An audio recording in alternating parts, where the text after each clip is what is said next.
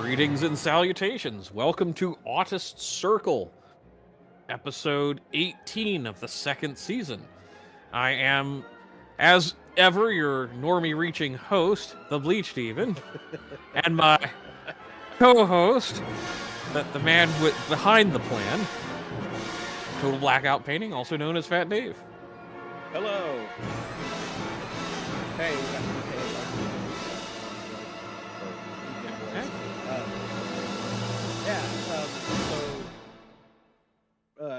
today, this stream is going to be a little bit different, mostly because I could not get...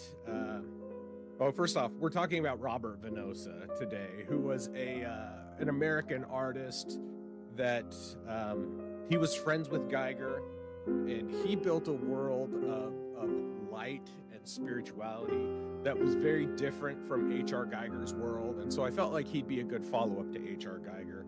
Also because he was friends with H.R. Geiger, and he's actually the one that introduced H.R. Geiger to Salvador Dalí. So there's this little weird nexus of artists and people through him. But in that same vein, because he is not like a super well-known artist outside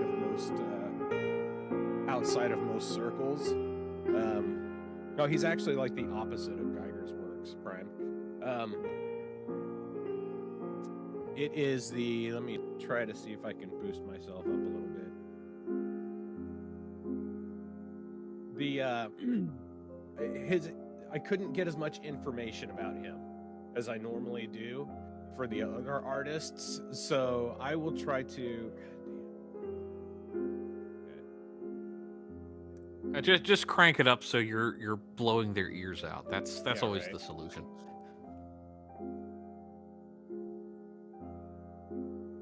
Gotta go into my... Windows 11 sucks so much. Yeah, there's a reason why I'm contemplating next new computer I get. It'll either be a bootleg version of 10 or, and by bootleg I mean I've got a boot on my foot. Or probably Linux. I'm still learning it, and it kind of is a curve that makes me very confused. But man, it turned my mic way down. Freaking Windows, dude. Auto settings, you gotta love them, right?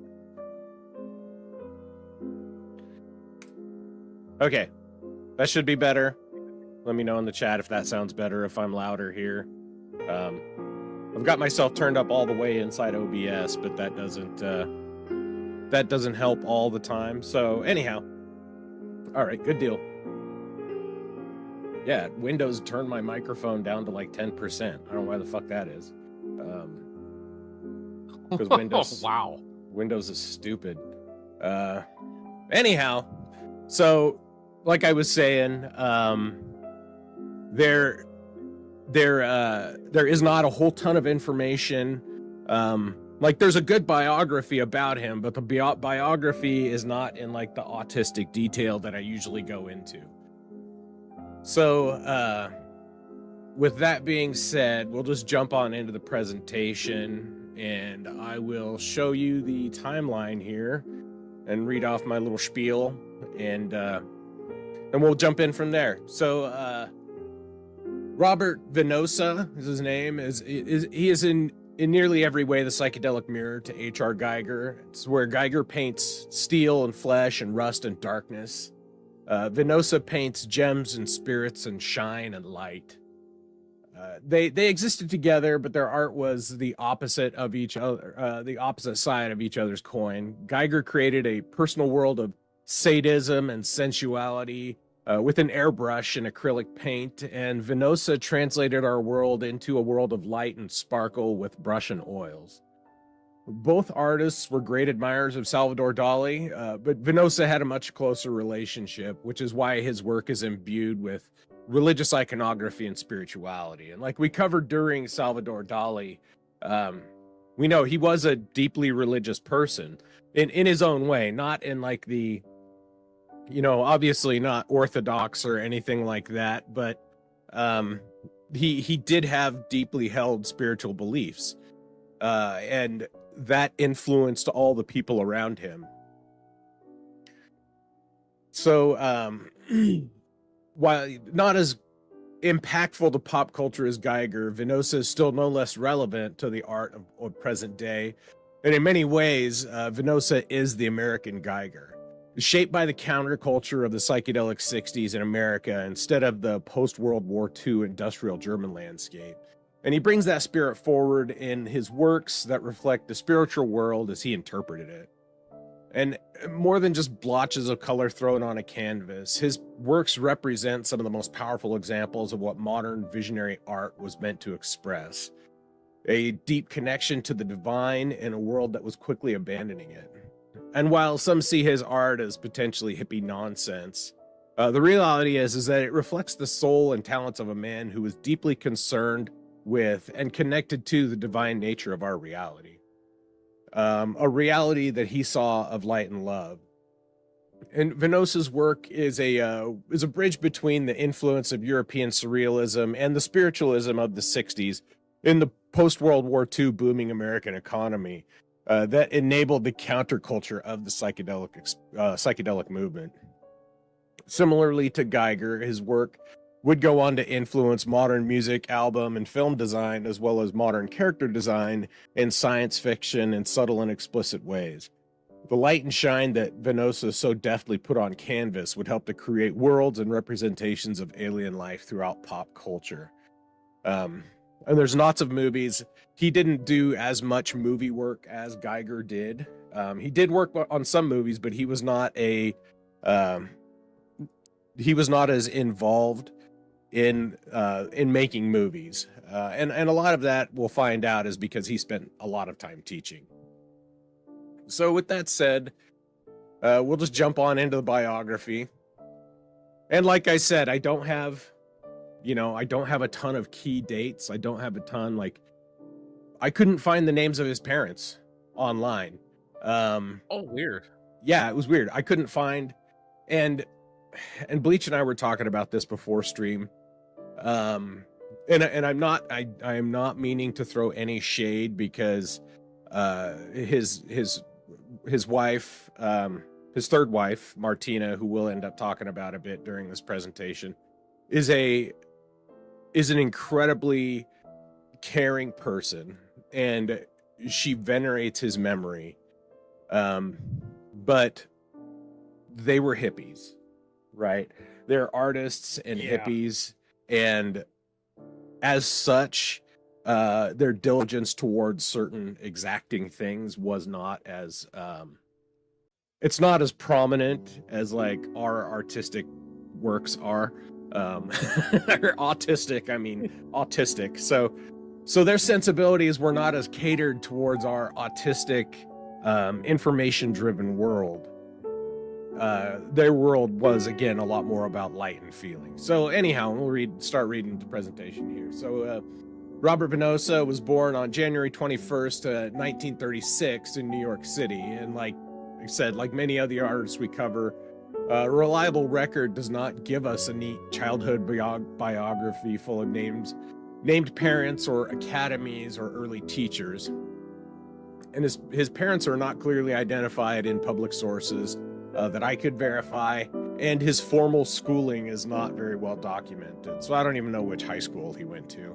I couldn't find it online. I'm sure it's out there somewhere. I mean, it has to be, but Martina maintains the official Robert Venosa website, which contains the most official biography of it. And she's really the conduit through which most information about him comes out. So it's kind of is there an air of mystery she wants to cultivate about his past, or is it a relative irrelevance to his art that she's trying to project? I'm just speculation, but yeah, I could totally see that. LGM. So, but what is documented is the world where he first gained prominence, and that was in New York commercial art. So before he became known as a visionary painter, he worked as a designer and art director for for CBS and a few other places. And in 1964, he was living in Manhattan, and he had become, like I said, art director for Columbia Records and CBS, placing him right in the middle of the 60s music industry, where album covers advertising experimental film and psychedelic culture were really first starting to overlap. And some of his most notable album covers, because he designed a lot of album covers during his time, and some of his most notable ones are Oneness from Carlos Santana. And this is actually, if you open it up, it's a mirrored work. And this is him with Carlos Santana. And then also an album called Mandala from a Japanese artist named Kintaro. And these why would does that be name stick out for some bizarre reason? I can't say that I think it was something from Mystery Science Theater. Anyway. Yeah, maybe. But he was a fairly famous Japanese musician in the 70s and the 80s. And these were not done in the 60s. These are just footnotes of what he did. But he also did every album cover for a progressive metal band called Cynic after they visited his Boulder studio in the early 90s. And all in all, he designed over 50 album covers for a number of different labels. That's just that's a brief introduction of him. And so we'll go into a more specific biography here. So in the late 60s, his life really begins to shift away from commercial design towards the world of art. It was not just a career change. It was really a shift in his life direction, in the direction of his art towards an expansion of his horizons. His work is in the record and entertainment industry had placed him in the midst of the psychedelic 60s, and he had a desire to move beyond what ordinary realism could show. With his design background, he had the framework to move beyond traditional painting and into something a bit more, more artistic. So in 1967, he encountered the works of Matisse Klarwein, and this is his painting. It's called Landscape Perceived from 1963. You can see it's kind of a cool painting, and it's just like a cliff dwelling. You know, it almost looks like a mountain collapsed on top of a building, but it's likely based on the Native American, like Pueblo, the cliff dwellings. The terraced farming. Yeah, exactly. And he was Klarwein was one of this great psychedelic architects of the age, and he also found the works of Ernst Fuchs. And this is called Cherub with an Amethyst, and this was painted in 1969. And Fuchs was an Austrian painter and one of the founders of the Vienna School of Fantastic Realism. And he encountered both of these artists first in the book Psychedelic Art, which was a collection of psychedelic artworks put together by Robert E.L. Masters and Gene Houston in the 60s. They collected artwork from the 50s and the 60s and put it together in this book and published it as it was candy for the hippies and the trippers, So and their works, Klarwein and Fuchs, their works fused dream imagery and religious symbolism with mythology and traditional painting techniques, and they reflected visions similar to those that Venosa claims to have experienced during his first LSD experiences in the mid-60s. And eventually Venosa met and ended up studying with both of them. So this is Ernst Fuchs with his son, and then Venosa here on the right. And then this is Matisse Klarwein. And then Venosa is up here in the back with the beard. He looks like a typical hippie. And I believe this woman on the left is Klarwein's wife, and then the one on the right is Venosa's first wife. But I could be wrong on that. So but he studied under both artists in New York. And really, Venosa's psychedelic experiences gave him a deep well of inner material to work with. But Fuchs and Klarwein really gave him a path to take that material and put it onto canvas and give it a physical form. And this is where he begins to become the visionary painter that he's known as today. Someone trying to take the images of altered consciousness, of dreams and death and rebirth and spiritual presence, and really give them a permanent form.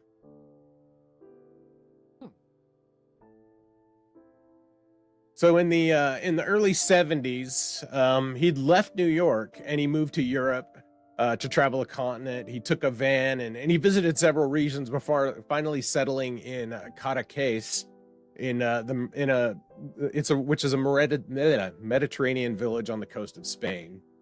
And it's not just a little picturesque studio location. And his official biography describes it as his future home for 17 years, and it placed him in direct contact with one of the most important figures of 20th century art, and that's Salvador Dalí. This is Dalí and Venosa. And as we covered in our Dalí episode, the surrealist artist lived in Port-Lagat, which is really close to Cadaqués. And Venosa really became a major part of the artist circle in the area. And this is quoting from Venosa's official biography regarding Dalí. He says, contrary to expectations, Dalí was quite accessible. All you had to do was get him on the telephone, which was easy enough as he was listed in the local directory. And answer, oh, that's funny, right? Like, oh, I'm just going to pull out the yellow pages and dial him up. It's just so crazy because would never happen now. Like, I think that just goes to highlight how different of a time this really was. And how really different that time was, different as little as 30 years ago. People had phone books and all that stuff. And so, but anyhow, he was listed in local directory and answer his first question, which was always, "Are you beautiful?" If your reply was a confident yes, you would be invited to show up at his Port-Lagat home at 7 p.m. to sit beside his phallic-shaped swimming pool and drink pink champagne with aristocrats, vagabonds, and some of the most interesting people you'd ever hope to meet. Unquote. That is, from our Dalí episode, that is the most predictable outcome I could imagine. Right. It seems totally, it tracks. It totally tracks. But also during this time, he became friends with H.R. Geiger after they had exhibitions together at the same gallery. And he took Geiger's book and showed it to Dalí, one of Geiger's books, he showed it to Dalí, and Dalí insisted on meeting the guy in person. Dalí had to meet Geiger in person. And that would lead to a lifelong friendship between the two. And Dalí also introduced Geiger to Jodorowsky. So Dalí is indirectly the reason that Geiger started getting introduced to Hollywood and all that, which is really interesting. Like, that kind of synchronicity between everything. And that's why I say, Venosa is an interesting meeting point. He's like a nexus of a lot of artists. Now, with that said, we'll just jump into the first painting we're going to talk about. Oh, here's the picture. This is Venosa with Geiger. I forgot to show this one.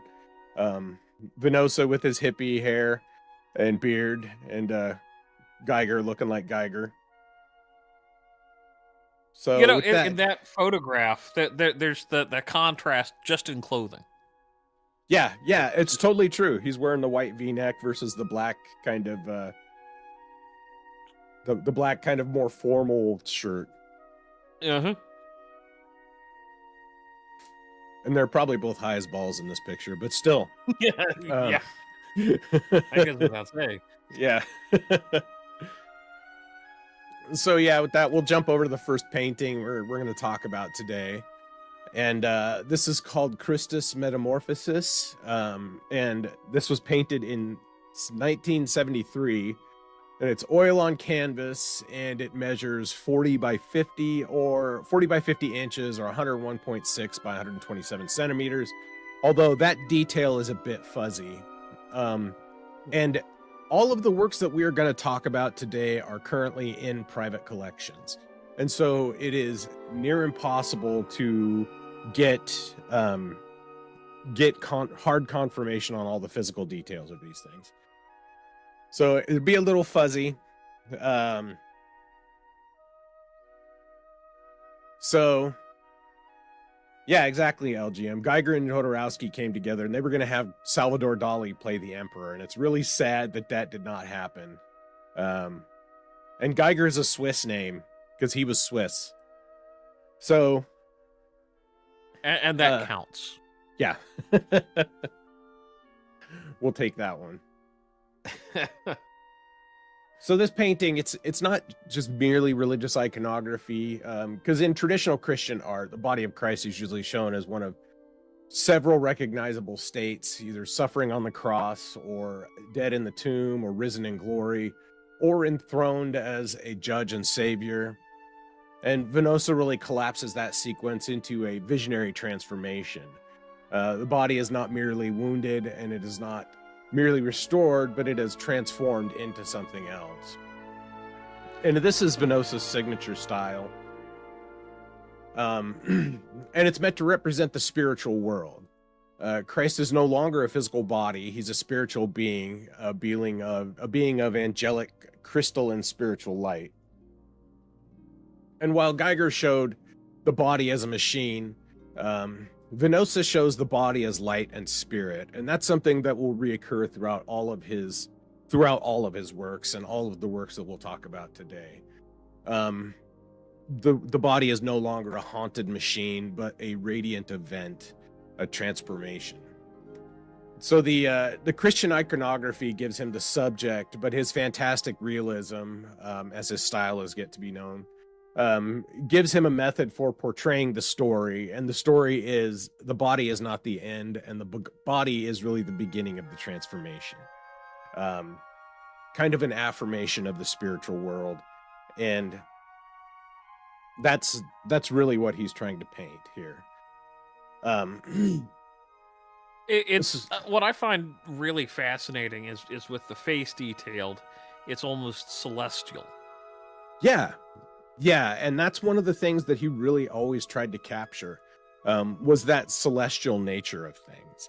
He was, I mean, I've done more than my fair share of psychedelics myself, so I can't, I can somewhat attest to what he is envisioning, in that I understand how the connection of light and spirituality can become so potent in the face of that, and that transcendent feeling of witnessing the light and the spirit. And I think that he's really trying to translate that onto canvas here, and he chose, I think, an excellent subject for it by choosing Christ, because what's a more transcendent spiritual being than Christ? Exactly. And that's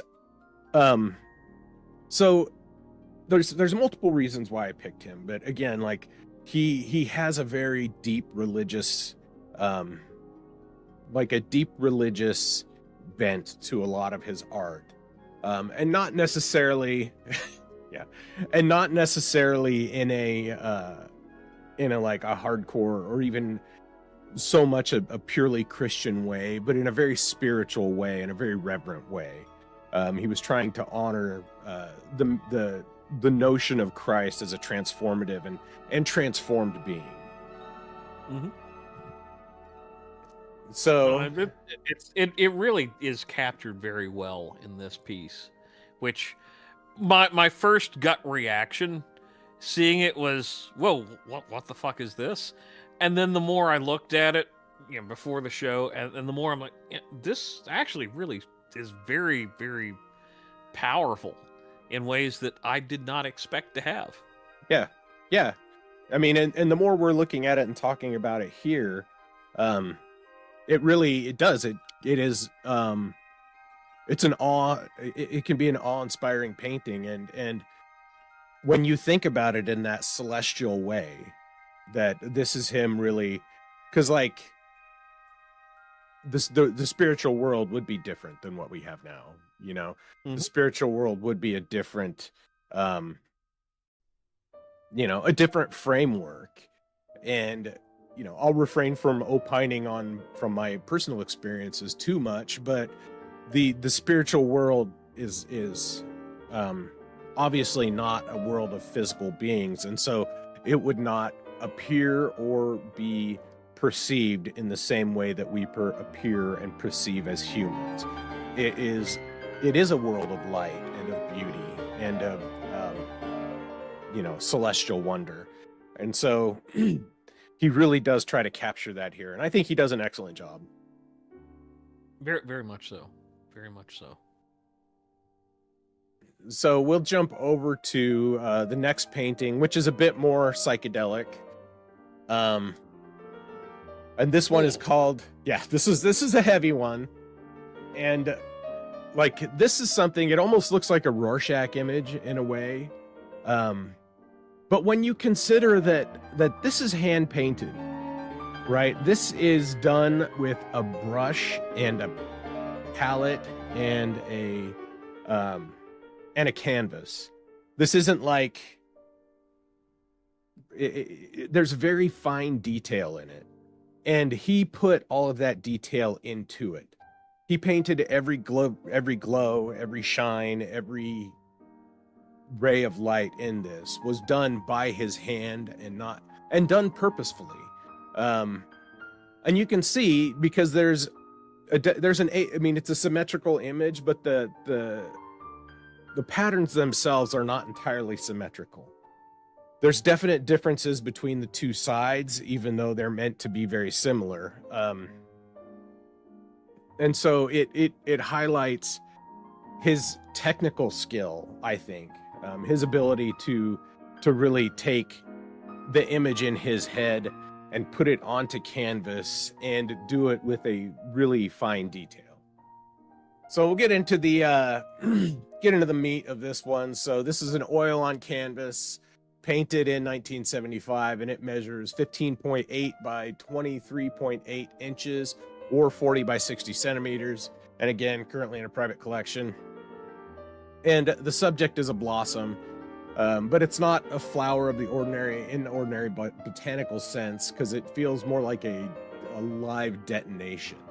A plant or an organism and an explosion and a spiritual symbol kind of all fused together. So, of course, the title Blossom suggests growth, beauty, fertility, and kind of an organic unfolding of the image. But Atomic immediately brings in the modern world.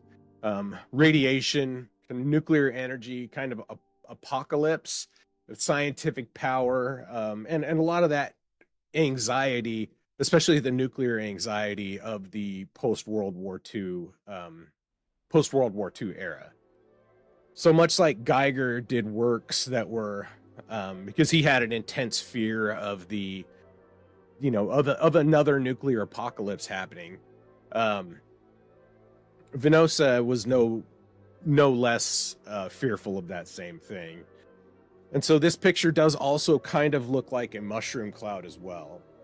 So, and in Geiger's forms, they often feel kind of parasitic, sexualized, mechanical, and oftentimes very claustrophobic. But Venosa's forms they're also very alien in the same way that Geiger's are, but they move in a very different direction. And it's like I say, the opposite side of the coin from Geiger. Because this feels more expansive rather than trapped, because this image really opens up from the inside out, and it kind of blooms out at you. And so with the Atomic Blossom, Venosa really shows that metamorphosis is not just limited to the human body in this world, and even nature is becoming something cosmic. which really reflects his, and it's not just like drug induced, but he had very deep like shamanistic beliefs as well. You know, he believed in Christ and he believed in all that, but he also had in typical 60s fashion, he also had a deep belief in shamanism and in the spirituality of not just all beings, but all living things. And which is something that comes from doing a lot of drug experimentation. I mean, opening your perception or exploring alternate paths of thinking, I guess is really the best way to put it, which is something that psychedelics do for a lot of people. They have been, well, I mean, I wrote a paper about it in college about how the psychedelic drugs really work with neuroplasticity in your brain. And as such, they're very good for treating things like PTSD, depression, stuff like that, because they help you literally change the way your brain functions. And when you do a lot of acid like these guys did in the 60s, it really altered the way their brain changed, or the way their brain thought. And I can't say, you know, I won't say that it gave them special insight into anything particularly, but it did change the way they thought and saw the world. And for some people, that changed inwards and it turned them into really shitty, selfish baby boomers. But in other people, it opened them up, and they became a lot more loving and caring type people, people who felt a lot more awe and wonder at the world.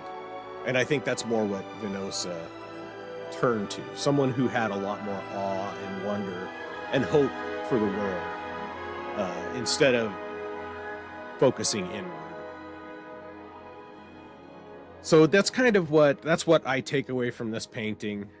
He's expressing kind of multiple things.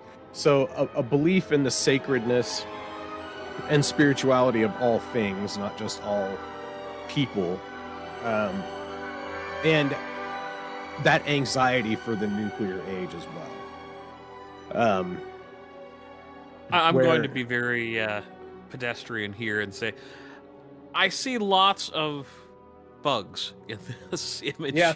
Bugs wings, bug parts. It's just like, maybe it's just where I am today. I don't know. Maybe. But there are some very like kind of insectoid shapes in it. It's kind of almost like, you know, some of the early AI images that were put out that they looked familiar, but they didn't actually depict anything specific. You know what I mean? Like, there was the one image in particular, and it just looked like a pile of garbage, and you thought, like, when you look at it, you're like, oh, it's a pile of garbage. But then when you start looking at it, you can't actually identify specifically any one individual part of it. It's like, is that a box? No, it's not really. You know, and it's really what it is. It's your mind putting those pieces together, right? It's your mind finding those patterns. What is that? The pareidolia, where your mind is finding a pattern that doesn't necessarily exist. I think that's a lot of what's going on in this image, because there's the little black beads all over the place, little black circles, which do kind of look like bug eyes. Mm-hmm. There's these fractal shapes that almost look like teeth or leaves, you know. And well, that's the other thing. It's very much a fractal type image, where if I didn't know when this was painted or by whom, I just imagined somebody just was playing with fractals on their computer and generated this. Yeah, and it could be like that. But again, and I think this is the one thing that's the most impressive about it, is that it's all painted by hand. You know, each line in this painting, and it looks like an AI image an image that would be generated by AI, but this is a physical painting that was done, and the level of detail and the level of detail care. that went into it. There's a level of care in the way this was crafted too. Yeah, absolutely. So that's why I picked it. I thought it was a cool painting, and it would bear some discussion because it's symbolic or emblematic of both like the kind of psychedelic art of the late 60s, but also it's a great example of his talent, of his technical prowess to paint something like this. So let's see, what do we got up next? So next, we'll jump into the next painting. And I actually had a print of this painting on my wall as a teenager. My mom picked it up for me at an art store one day. And I had it framed on my wall for years. And this is called Annunciation 2.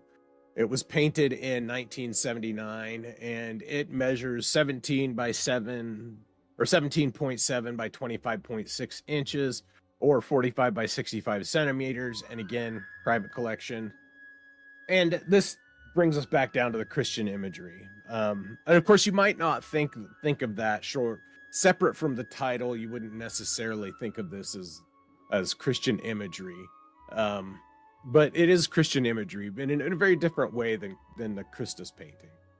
And we've covered the Annunciation in several different artists. I think we covered Raphael's version of it, and way more. I think Pontormo did a version of the Annunciation. Yes. We've covered it quite a bit, and so of course we know that is the Annunciation is the announcement of the angels to Mary that she's going to bear the Christ child. And the focus of this scene is the encounter on angelic beings and the beings telling a divine message. So in 1979, by this time, he had spent a decade absorbing fantastic realism, psychedelic cultures, and old master techniques, and really the broader visionary art world of Cadaqués, because it was a really art-centered place. Kind of one of those, like Lempicka lived in a very art-heavy district in Paris. Cadaqués was one place like that, where artists all came together. And you think about it kind of like, I mean, and I can't think of too many of these places now. I guess Sun Valley is almost like that, Sun Valley here in Idaho, because it's a place where aristocrats come together, celebrities come together, and they all live private lives up there. But then I think there were places in California in the early 60s where you would find a lot of musicians hanging out together, where, like John Fogerty and the dudes from the Beach Boys would all be at the same house party because they all lived in the same, few block area. And Cadaqués was a lot like that, where there was just a lot of famous and talented artists and people that all kind of concentrated in one area, and that was their private circle, public private circle. This was where they went when they weren't being publicly famous. And through that, he was able to interact with a lot of different people and a lot of different ideas, and they influenced his artwork greatly. So in this painting, really all those influences really start to crystallize into one theme, and that theme is the spirit being of the spirit guides of the angels as an entity. And while Geiger's beings often feel like they have emerged from nightmare biology, Venosa's beings they're also strange, but they arrive really as revelation. They're alien, but they're not monstrous. They feel like visitors from a luminous order rather than an industrial underworld. Yeah, so, it is a very, again, like the light shirt and the black shirt image. Yeah. It is a very stark contrast, but yet no less trippy. I'm Yeah. just looking at this. I don't know what the hell it is behind the Mary-like figure.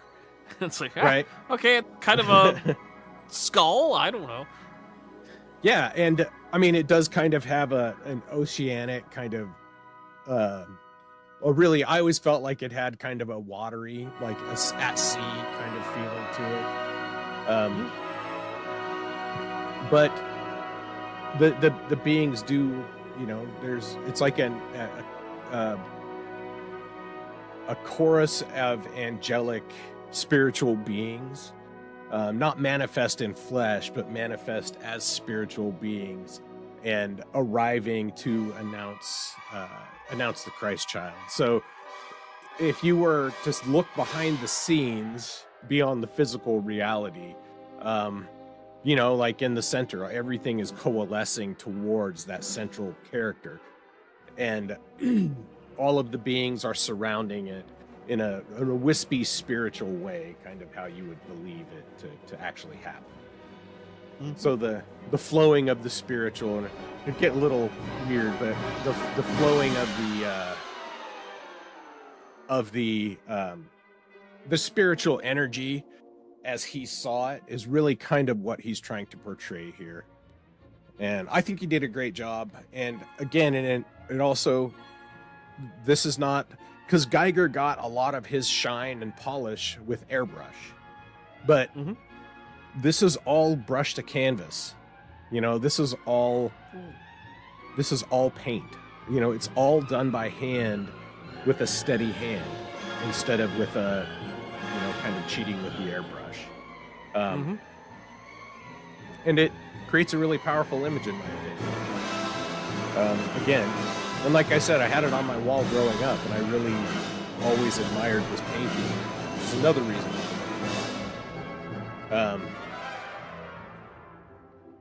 So, and yeah, LGM, you're right in the chat. Annunciation doesn't necessarily mean the Annunciation of Christ, but it can have a broad spiritual context. And that's very true. And again, it's the spiritual context that he's focusing on more than anything in this picture. And I think he captures it really well.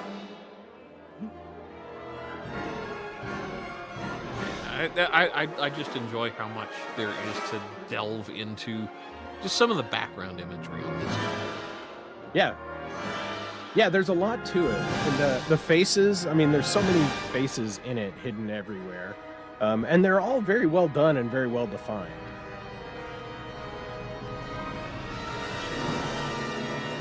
But with that, we'll just jump into the next slide here. So in 1978, he began working with Omni magazine, and he, which was a science fiction magazine from Bob Guccione, this greasy bastard here, who was also the publisher of Penthouse magazine. So yeah, greasy dude. But the magazine itself contained a lot of articles on science and parapsychology and short works of science fiction and fantasy. And it actually featured stories from authors like William Gibson, Orson Scott Card, who did Ender's Game, and also George R.R. Martin, this fat lazy bastard, published works in Omni magazine. Wait, this guy's actually published something? Not in the last friggin' decade and a half, or almost 2 decades. God, it's been a long time since he did this. Turn the music down a little bit for you, LGM. So, go back to this main slide here, or main image here. So, and Venosa he contributed to over 25 covers, or art and covers for over 25 issues of Omni magazine. And in the 80s, his life really becomes split between 2 worlds, Europe and the US. His commercial opportunities, work with Omni magazine, and recognition for his various album covers and other things necessitated frequent travel to the US. And in Europe, he was a very respected artist, and his studio was really a destination for many artists who were looking for inspiration. But at the same time, he begins receiving more commissions from the United States, where he has no longer, he's not really established like he was as a record executive. Um, he, let's see where I lost my place. Okay. He's no longer established and as the burgeoning it doesn't have the burgeoning reputation as a visionary artist like he had in Europe. And in 1981, has met his third and final wife, who's Martina Hoffman, the woman in the picture here. Let me find my image of her. This is her from her website. And she was herself a very accomplished, she is a very accomplished artist. And obviously, as you can see, she does have his kind of similar style, but it is uniquely different. And she's potentially worth exploring herself in later episodes, but they met when she was studying sculpture at the Johann Wolfgang Goethe University in Frankfurt. But his work really inspired her to begin painting. And her official biography says that they had a 30-year relationship where they worked closely together. They taught workshops worldwide and shared studios in both the US and Europe. And she features prominently in a lot of his works. And she continues to venerate his memory to this very day. And in fact, the first picture on this slide, this picture here, I got it from LinkedIn, of all places. And she posted this a year ago on the anniversary of his death. So every year on the anniversary of his death, she posts an image of her and him together and says, this marks the whatever anniversary of Robert's transformation into the spirit world. And we wish him, we love him and we wish him so much luck on his journey. So it's not a dour thing. She's really, like I said, and that's why she venerates his memory to this day. And in 1982, he really begins splitting his time between Boulder, Colorado and New York, but eventually he settles fully in Colorado.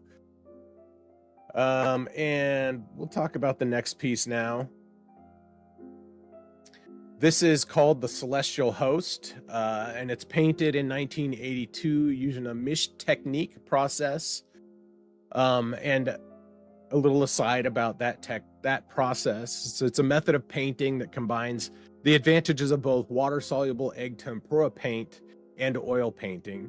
White egg tempera paint is used to gradually build up tonal values, and then oil paint is applied in thin semi-transparent layers of glazes of luminous color. Layers of egg tempera and oil glazes can be built up countless times, allowing for great dimensionality within the artwork. The Misch technique is useful for if one wishes to create effects of transparency, luminosity, precision, and rich, vivid color. And there are a number of variations in the technique, and artists will gravitate towards the approach which is best suited to their needs. And historically, this approach has its origins in the early Renaissance period with Flemish, Dutch, and Italian painters, combined with traditional tempera fresco painting techniques, with those of the newly discovered oil paint at the time. Because oil paints weren't perfected until the till the late 1400s. So tempera paint was one of the main, egg tempera specifically, was one of the main mediums. And when oil paint came in, people really started developing this.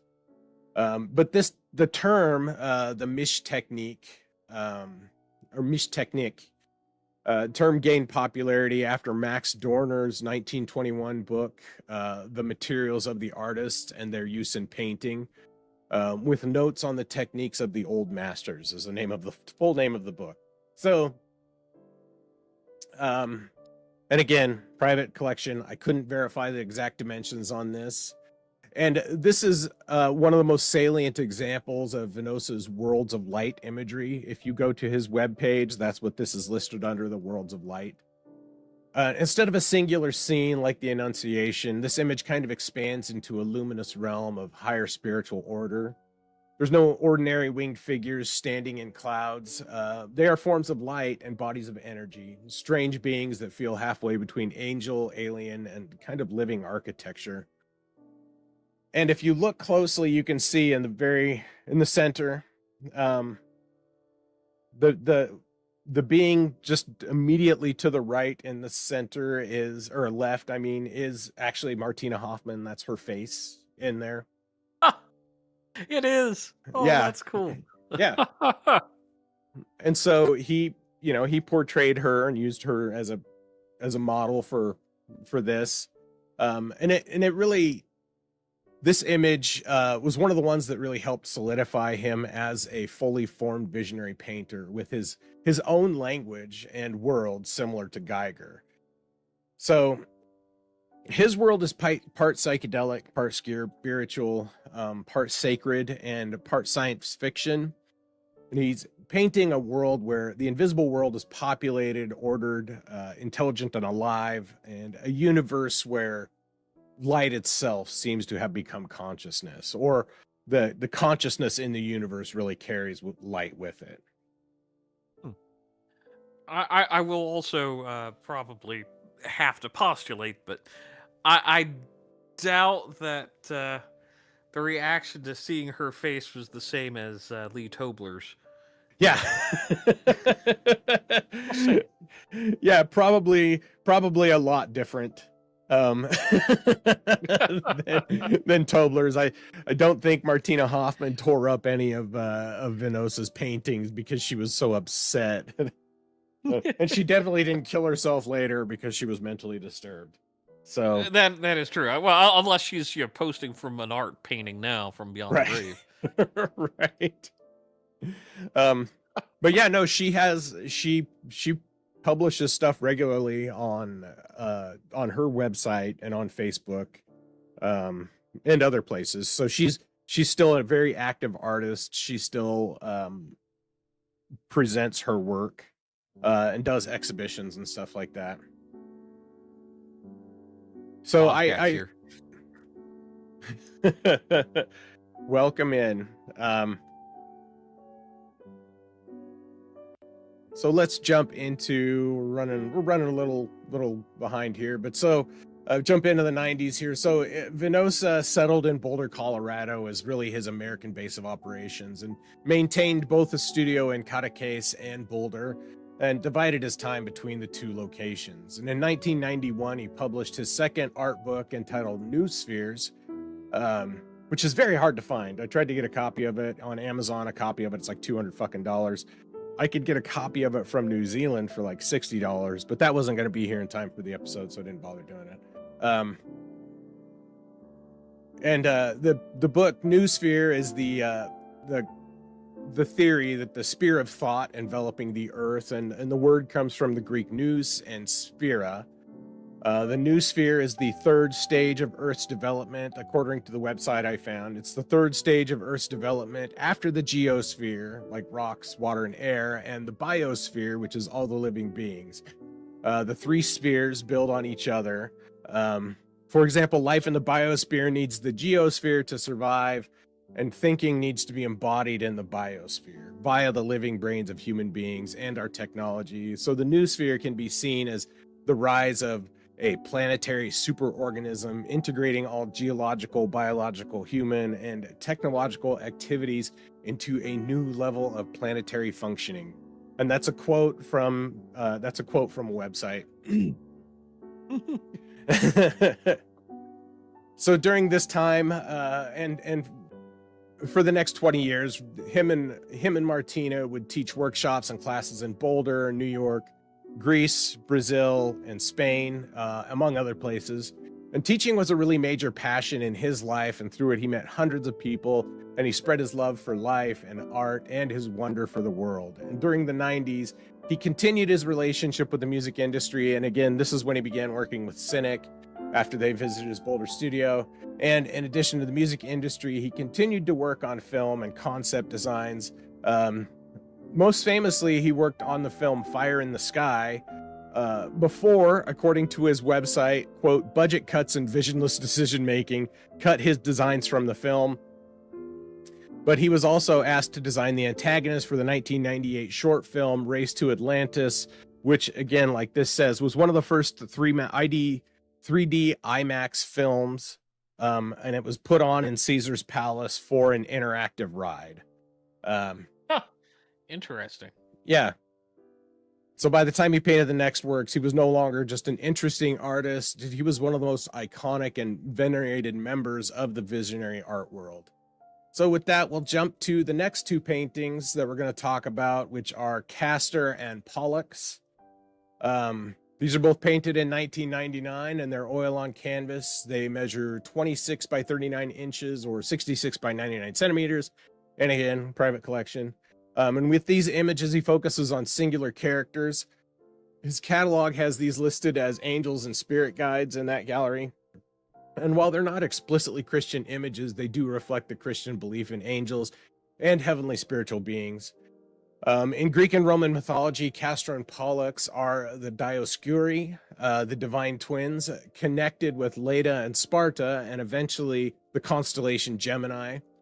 One important version of the myth makes Castor immortal and Pollux divine, and after Castor's death, Pollux refuses to abandon his brother, and the two are allowed to share immortality, alternating between heaven and the underworld. And that's the myth behind the Gemini.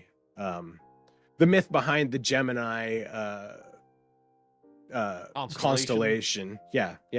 Hey, Fab Daddy. So in Venosa's hands, Castor and Pollux are not ancient heroes wearing mythological costumes. They're really twin frequencies for the mortal and immoral body and spirit, separate but united in light. And I thought they were really cool pictures. And the interesting contrast between the two, where the color difference is really stark, but the design is very similar. And with that, we'll talk about our last painting that we're going to get to here. And this is called Fifth Station, and this is painted in 2002. And I could not confirm the dimensions or even secure a high resolution image of this. And it's listed in both the angels and spirit guides and mindscapes in his gallery. And the title, of course, Fifth Station, is a reference to the Stations of the Cross, which is understandable as it shows the saint. And I don't know if that's Saint John, or it's John the Baptist with Jesus, or which no. John the Baptist was already dead. Okay. Yeah. Yeah, that's right. I knew you would know who it was supposed to be. So,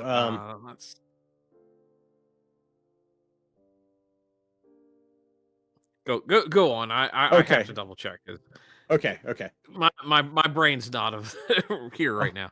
All good. So with this, he really brings together all of the other lessons and all of the other parts that we've been talking about. Spirituality, Christianity, revelation, and divine angelic beings. And it's, the work itself is laid out as kind of a form of spiritual passage.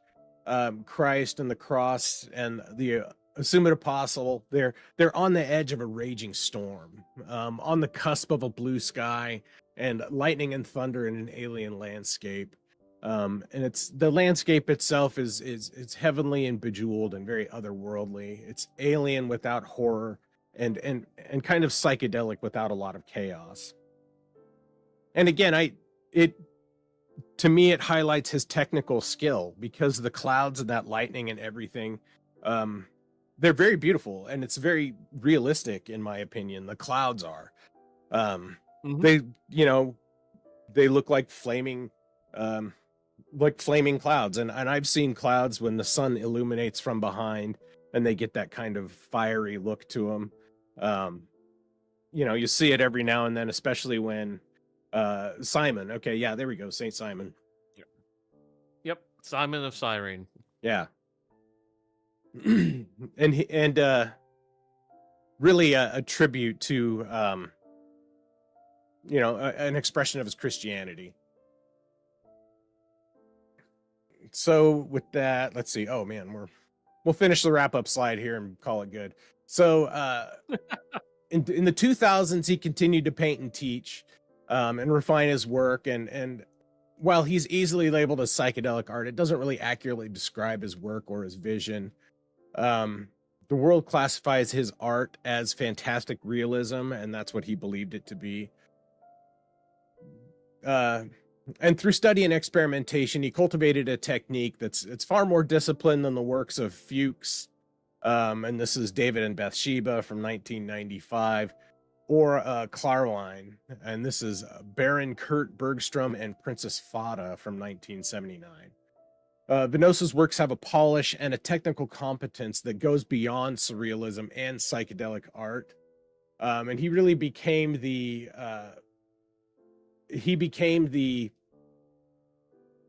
luminous counterweight to Geiger's biomechanical underworld, and where Geiger portrays like visceral, brutal imagery and a world of sexiness and sleek mechanical bodies.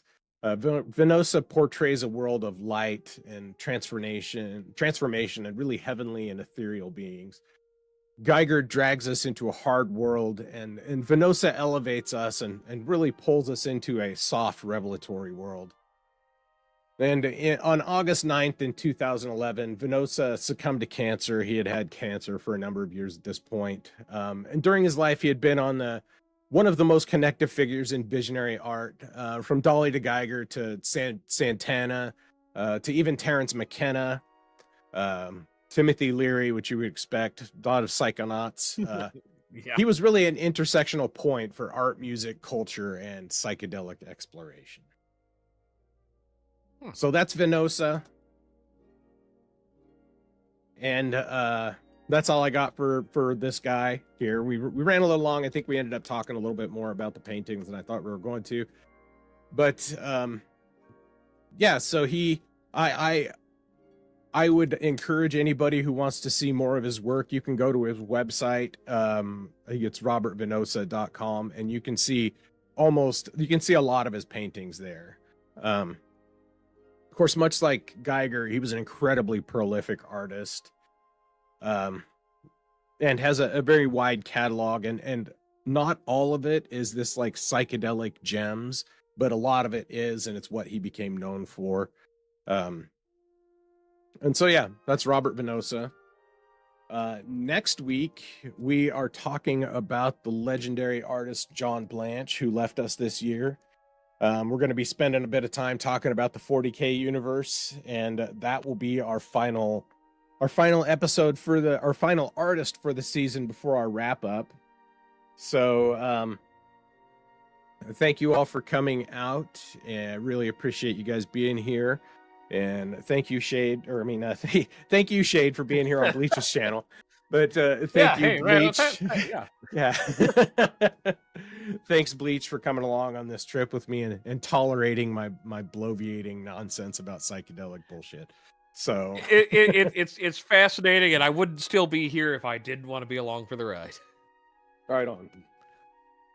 So have a great night, folks. We'll see you next week. And on that note, go look at some art, and yeah, do something interesting with your life, damn it. That's right. Unless it's apparently tons and tons of psychedelics, and then you have to be an artist to do that. All right. Good night, folks. Night.